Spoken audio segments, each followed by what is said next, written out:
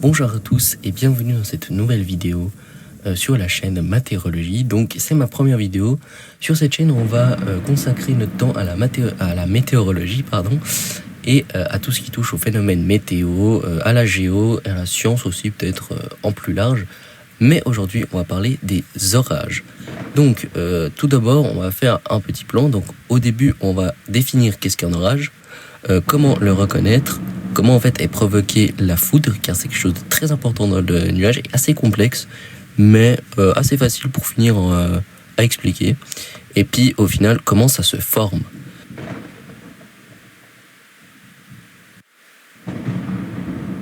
Donc, tout d'abord, un orage, c'est quoi?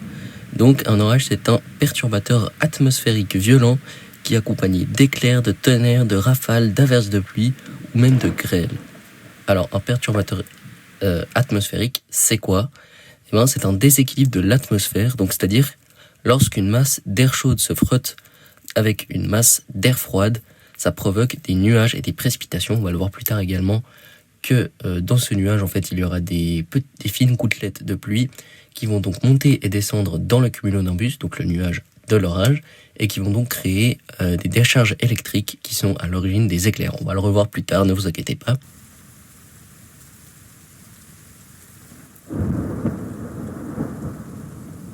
Comment les reconnaître, ces orages? Alors on le reconnaît très facilement grâce au bruit du tonnerre, à la chute soudaine de la température aussi, mais surtout grâce du coup au cumulonimbus, qui est donc le nuage qui forme ce phénomène.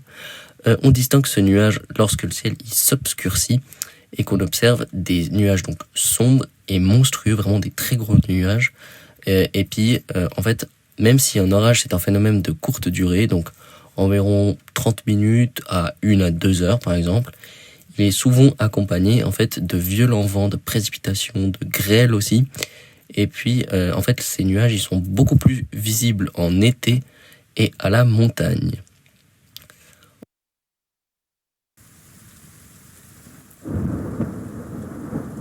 Ensuite, un phénomène très important que vous l'avez sans doute déjà remarqué, c'est la foudre. Donc comment est-ce que cette foudre est provoquée?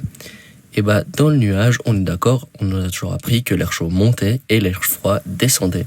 Lorsque les deux airs se frottent, ça va donc créer une charge électrique.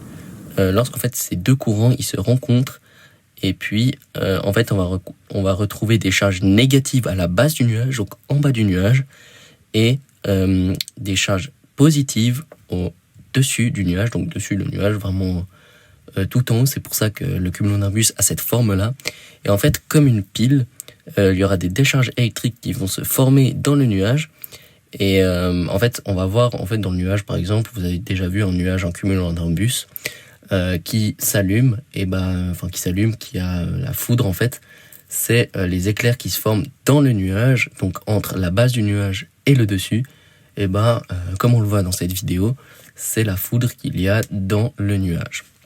Ensuite, comment la foudre fait pour atteindre justement le sol? Et dans le sol, il y a aussi beaucoup de charges positives. Donc, ils vont surtout se concentrer sur les objets en hauteur, comme par exemple les pylônes électriques, le clocher de l'église et des arbres. Et en fait, ces charges positives vont être attirées par les charges négatives qui est à la base du nuage. Et malgré tout ce qu'il y a entre le nuage, donc l'air, l'éclair va se former un passage, va se frayer un passage, et c'est comme ça que les éclairs vont donc être créés. Mais pas de panique, il y a très peu de chances que vous fassiez foudroyer par la foudre.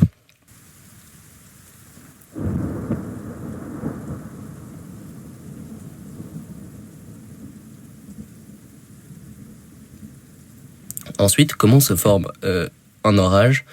Alors, on va surtout voir comment du coup le cumulonimbus il se forme. Eh bien, il faut un air vraiment instable. Donc, comme on l'a vu avant, il faut un contraste important entre un air chaud vers le sol et un air froid en altitude. Il faut également de l'humidité.